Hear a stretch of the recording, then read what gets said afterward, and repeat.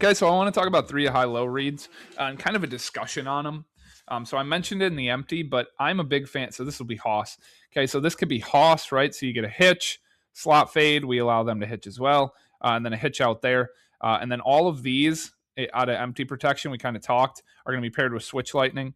So we're going to get push to 5, and then he's the inside tube of that switch vertical, and then we're going to get the wheel shutdown option on the outside, right? And I'm a big fan of going, hey, we're just going to see, hey, can I throw 3?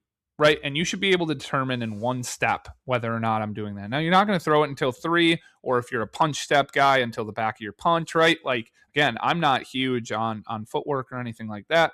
And then we're going to be able to high-low out here. Now, most people, I think, try to go, hey, alert, and work this if it's 2-on-2 back into number 3, because this happens a little later maybe than this. And so you can peek it first, and then it becomes like, hey, 1 to 2 to 3, and it just seems eyes-wise that it's better. The problem with that, to me, is that this hitch doesn't actually get open until later because you got to let this guy clear. So that's my thing, is if you're ever going to actually want to throw this, especially if your guy doesn't have a big arm, you have to go inside out to it, because you have to let this corner get out of there. If you try and read it first, he's going to pause to start. You're going to throw it out there because it looks like cover 3, because it probably is, and he's going to be able to go make the tackle at 3 yards. So that's what I worry about over there, and that's why we read it 3 to high-low. But you can see, so he goes to 3. No. Immediately, as soon as he gets a Tampa look, he knows he doesn't have to go to this high-low, because it's just not going to be there, right? Because really on the high-low part of this, and why it can happen so fast, is you're never truly looking at the high. You're pre-snapping the high because we're only throwing it if it's cover 1.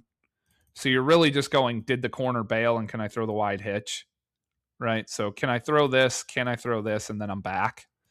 Is kind of how it plays out. So if you get a Tampa 2 mic, you know you can't throw this, so we can just go here back to that side, right? And so he does a good job here, gets back to it. You can see he would have been ready on his punch to throw that to 3, hitches back. He's already back, right? He's already gone through 3 reads. He's on his 4th read on what would be essentially 3, and ready to hitch and into this throw, right? And now we're just trying to create a tear on this will. Okay, he attaches to the inside. Now we've got the option route part out here, right?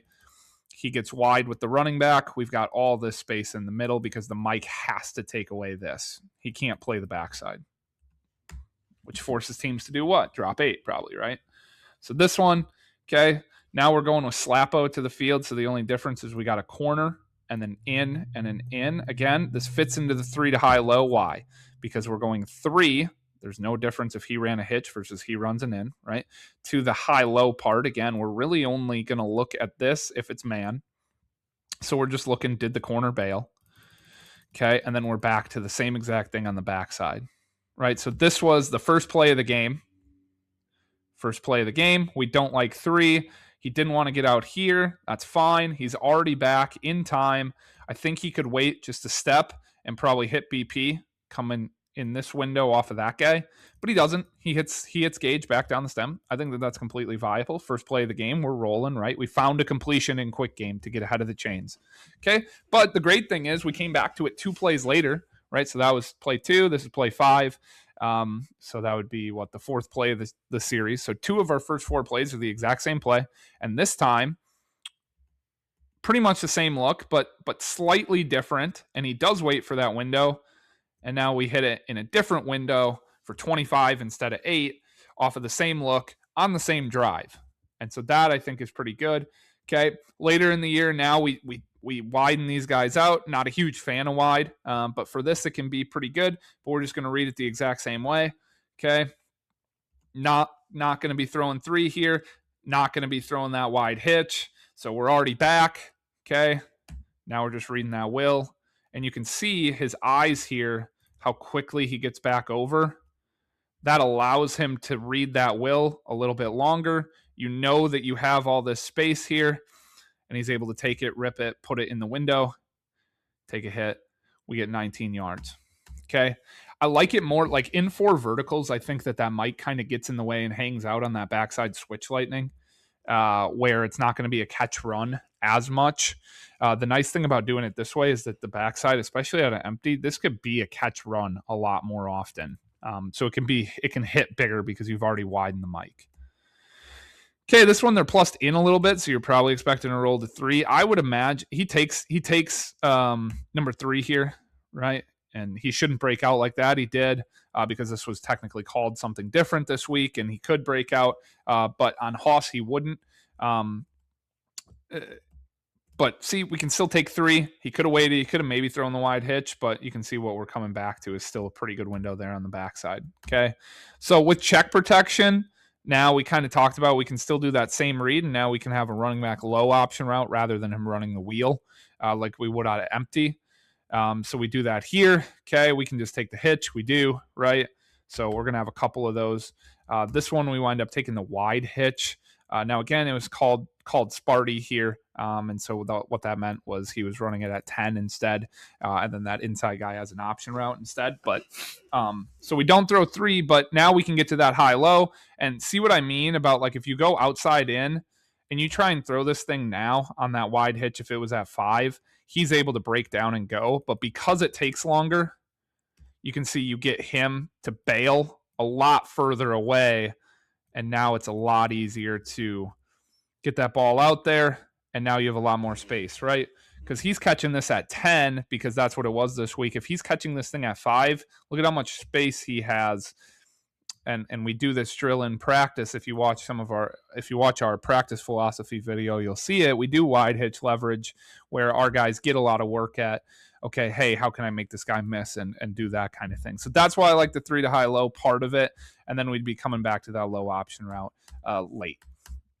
Okay.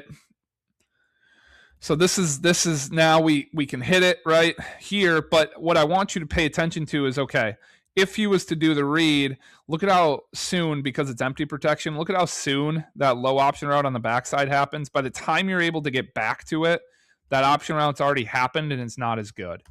So that's why I would say, look, it's better if it's check protection. Okay, that's just my. Now you can also do other things. So this is a little bit of a home run off of it, right? Same motion that we've been doing, right? Looks like the plays we've been running. Okay, but now he breaks back inside. I'm talking to the boundary here, right? So now he's coming back inside and he's going out, right? Just little things that you can do if you run this a ton. We weren't able to wait on it. That's fine. Didn't work, but I just wanted to show you kind of how some of these things, right? If you do it enough, you can start creating home runs off of it. And if we had enough time, that guy's definitely heavily playing this, right? This guy here is heavily playing that route. So when we break back underneath, it winds up being pretty good, right? And again, go watch the empty and the wide receiver at running back video, because when you've got your best receiver back there and you get him matched up against a linebacker, that becomes a mismatch pretty much every time, right? So now we're playing inside out on the Sam. And really the only thing we had for this was stick. Okay, so the only difference with stick is instead of it being a snag route, we're going to get the MOR. We're going to get a stick and an arrow, right? So and then we're going to still pair it with the same type things on the backside. This one is the only one we hit the stick on, so I just want to show that of like, hey, guy runs outside, we're throwing in, right? We're just inside out on that guy. Okay, Mike takes it away, we're back to the backside. Okay, so this would be a good example, right? Mike takes it away, back to the backside, boom, we're hitting that window on the switch lightning part of it. Okay, so it's very similar to the 3 to high low, but you don't actually have to worry about the high low part because you just got an MOR out there, right? Like unless you're gonna have a quarterback who wants to just take this because it's press and it's a good matchup, but I'd rather take the verticals over here, So same thing. Mike takes it away. Cool. We're already to the backside. We're really calling it to hit the backside anyway, and we hit the inside tube of the switch verticals again. Okay, but you can see just footwork wise how quickly he's able to boom, boom. He's already back through over to the other reads, right? Okay, off of that same motion. Now, again, we can still do it. You can see how this plays off a stick. This Mike's coming over here to maybe take away this stick. But now we're just getting into the middle of the field with Y cross. You overrun it. Now we can start to pair these things off of each other, okay?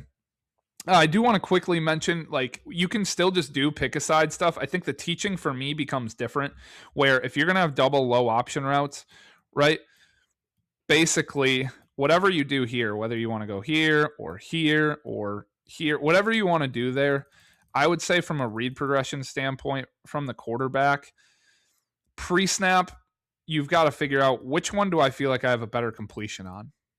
And after that, then you're just playing half field, but you're going to go to the side you feel like you have a better chance of completing the low one, right? So this isn't necessarily great because we're not going to complete a low one. Like, they got 4 deep, 4 under. Like, that's not great for us. Like, maybe if he went here, we could have thrown it. Pre-snap leverage, I'm like, I mean, sure, but I'm going to trust the senior All-American a little bit over the true freshman, right? So that's why he went there. But cool, they dropped 8. We're able to get back to the check down nice and confident, still get 9 yards, right?